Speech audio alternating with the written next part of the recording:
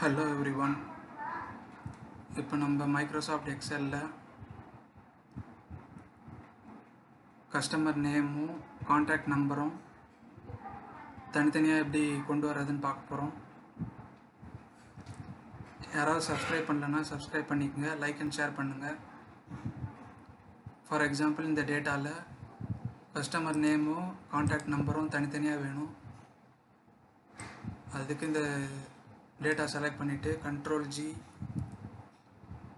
Alt+S கான்ஸ்டன்ஸில் போயிட்டு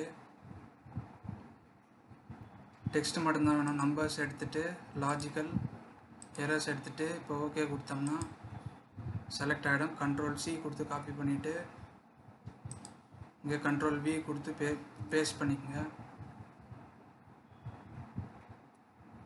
அதே மாதிரி இந்த டேட்டா மறுபடியும் செலக்ட் பண்ணிவிட்டு Ctrl+G Alt+S அதில் கான்ஸ்டன்ஸ் டெக்ஸ்ட்டு லாஜிக்கல் எரர்லாம் எடுத்துகிட்டு நம்பர்ஸ் மட்டும் இருக்குது.